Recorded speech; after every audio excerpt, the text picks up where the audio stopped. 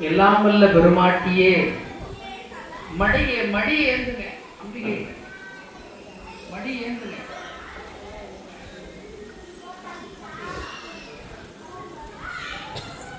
எல்லாம் வல்ல பெருமாட்டியே, நீங்கள் கொடுத்த பொருளாதாரத்தை கொண்டு, நீங்கள் கொடுத்த ஞானத்தை கொண்டு, நீங்கள் கொடுத்த அறிவை கொண்டு ஏதோ எங்களால் இயன்ற சில பொருட்களை கொண்டு வந்து உங்கள் மனம் குளிர உங்களை அழகு பார்த்து அலங்காரம் செய்து அழகு பார்த்திருக்கின்றோம். எம்பிராட்டியே, யாங்கள் செய்த இந்த வழிபாட்டில் எந்தவித குற்றங்கள் இருந்தாலும், எந்தவித குறைகள் இருந்தாலும், ஒரு பிள்ளை தவறு செய்து விட்டால் அந்த பிள்ளையை துரத்தி விடாமல், தாய் தந்தை அடித்தால் தாய் எப்படி அணைப்பார்களோ, தாய் அடித்தால் தந்தை எப்படி அணைப்பார்களோ, அதுபோல எங்களையும் உன்னுடைய திருவருளால் எங்களையும் தண்டித்து விடாமல் நீ உங்கள் திருவருள் கடாட்சத்தை கொண்டு உங்கள் திருக்கையால் எங்களை அணைத்துக் கொள்ள வேண்டுகிறோம். அம்பிகையே,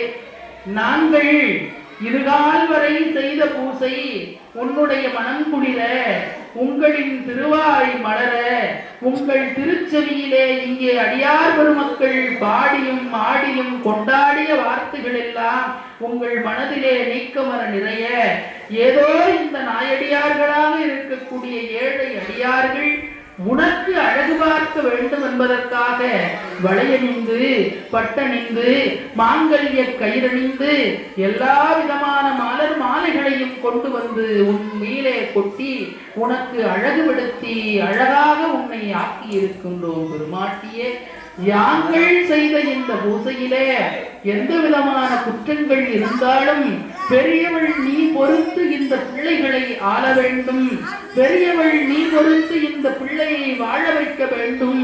உன்னிடம் நாங்கள் மடியேந்தி நிற்கின்றோம். எங்கள் குடும்பத்தில் எவ்வளவு பெரிய துன்பங்கள் இருந்தாலும், இருக்கின்ற துன்பங்கள் மலைபோல் இருக்கின்ற துன்பங்கள் பனிபோல விலகி எங்கள் வாழ்க்கை ஆள்போல் தழைத்து அருகுபோல் வேரூன்றி மூங்கில் போல் முசியாது பல்லாண்டு பல்லாண்டு வாழ உன் திருவருளை எங்களுக்கு தந்தருள வேண்டும் தாயே, இகபர சுகமளிக்கும் அன்னையே என்று உங்களை வேண்டுகிறோம். ஓம் சக்தி, ஓம் சக்தி, ஓம் சக்தி. அந்த மேளம் போட தயாரா இருங்க, மேளம் போட தயாரா இருங்க. ஐயா, இதுல இருக்கிற தேங்காய் எல்லாம் உடைச்சு வைங்க.